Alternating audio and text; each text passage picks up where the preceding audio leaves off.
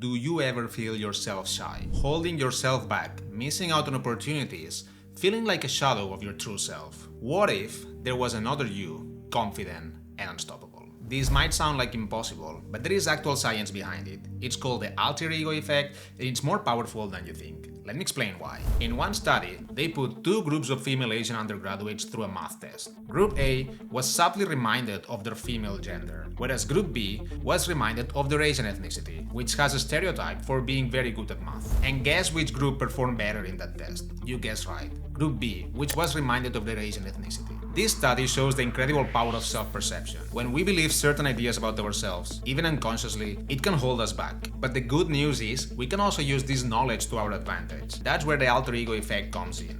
But before explaining what it is and how to use it, let me bring you back to my childhood. I've always been very shy. Already as a kid, I was the classic kid who is very quiet in school, has a small group of friends, and it's not very talkative overall. And to be honest, as a kid, I didn't really mind so much. But as I grew older and I went to high school and university, that really started to bother me because I was always left out from the big groups and the parties. I for sure had no chance to talk to a girl, and overall, I felt like I was missing out on big opportunities. And that sucked because when I was with my family or with my closest friends, I was actually very talkative, very happy, always making jokes, and people would think I was very funny. But as soon as you would put me in a larger group, I just couldn't manage to be talkative. I was not the same person. Somehow I just lacked all the confidence to basically say what I was thinking. And somehow it felt like I knew inside I was shy, and because of that I was trying to fit in those expectations of being shy, so that meant I was kind of holding myself from being really talkative. Now, if we fast forward to when I was 20 years old, I started going to German lessons in the evening, and somehow before starting those lessons, something clicked for myself. I realized that when I was going at university and I was being very shy, part of it was just me thinking that, well, the other people know I'm shy, so of course I'm not gonna be talkative all of a sudden, and it was a bit me trying to fit the expectations that they had of me. But in this German lesson group, nobody knew me, so actually there were no expectations to fulfill, so I could just be whatever I wanted to be. So basically I thought, what if I show as somebody very charismatic, very talkative, and I just try to behave in the same way that, again, I behaved in small groups or with my family. And that's exactly what I did. I became very talkative in the group, and everybody saw me as somebody very confident and funny. And I even got my first girlfriend out of that group in the German lessons. And the funny thing is that during the day at university, I would still be like the shyest guy ever, sitting in the back, not talking to anybody. And then in the evening I would go to German lessons and I was a complete different person, like nobody would believe it. And it was all because of what I believed about myself. This was just a personal example, but there are many more examples out there demonstrating the power of the alter ego effect. Think about personalities like Kobe Bryant, who transformed himself into the Black Mamba on the court. This alter ego wasn't just a nickname.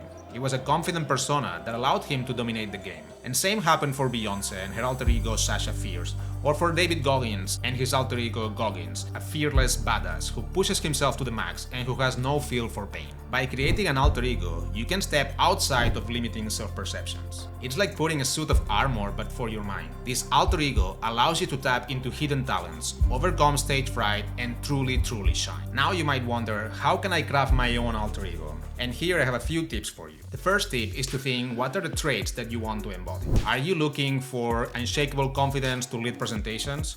Or maybe you're looking for laser focus to finally crush your fitness goals. And if you're struggling to find the perfect qualities, maybe think of somebody you admire in a certain area of life and think, what are the characteristics of this person that make him truly shine in the situations in which you also want to shine? The second step is define your alter ego archetype. And here you can be truly creative. The full goal is to find something that really connects that alter ego emotionally to you. So it could be a superhero, a real-life figure, a fictional character, an animal, pretty much anything, as long as it creates an emotional connection with you. And to make that connection even deeper, it's always good to go beyond the traits of your alter ego and also give it a backstory. Where do they come from? What was the event or experience that shaped them into the confident persona that they are? Did they overcome a specific challenge that gave them laser focus? The more you believe in their journey, the more believable and powerful they are.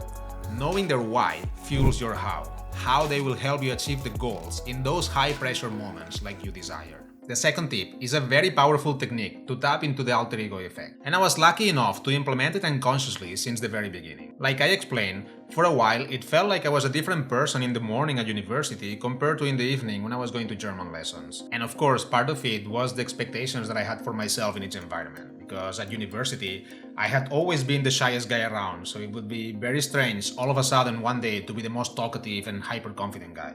Whereas in the German school, those expectations weren't there. But there was one more thing that was triggering that different behavior. You see, every day, as I would take the metro to go to German school, I would listen to the same music and I would start thinking for myself what could be topics of conversation that I could bring up in case I wanted to break a silence. Like maybe something I heard on the radio or something I read on the newspaper or something else. And two crucial things were happening here. The first one is that I was seeing myself in my mind talking with my colleagues and bringing all sorts of topics of conversation. And this was happening very vividly. It's like I could see myself, I could see their faces, I could see the room, where they were standing in the room, their reactions, and pretty much it was like if I was actually already there. And the thing is, sometimes your brain doesn't know much of a difference between what's real and what's being imagined. And visualizing myself being in those conversations and the reactions of my classmates, it made me really believe that I was somebody confident and very talkative. And the second thing that was happening is that I was creating for myself a routine to invoke my alter ego.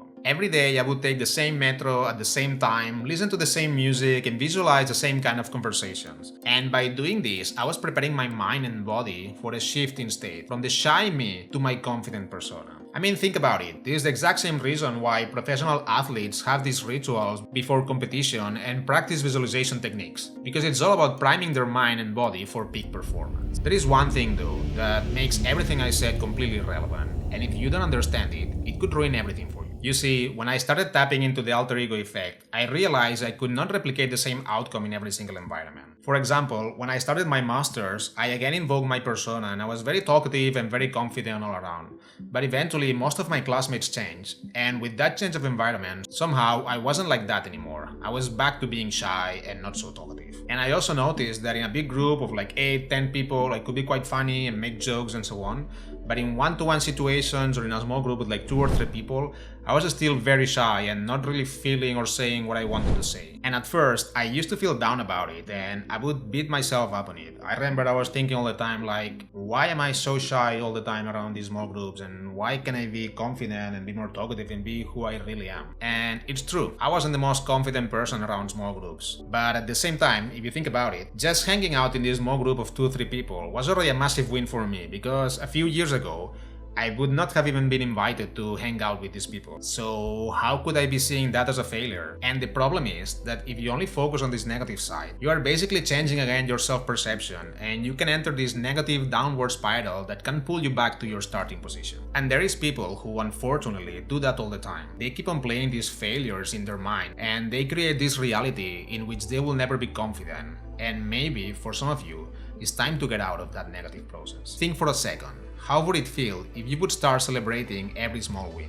Maybe it's something as small as celebrating that time that you managed to say a couple of things in a conversation as opposed to saying nothing at all. For me, by going through this positive thought process, eventually I realized that my alter ego was not really a mask or a costume that I was wearing, but it was actually who I really am, without fears, without traumas, and without struggles. I hope some of these will be useful for you so you can stop holding yourself back and become the person that you really want to be. I know it worked for me, and I hope it does the same for you. Thanks so much for watching. Please subscribe, and I'll see you in the next one.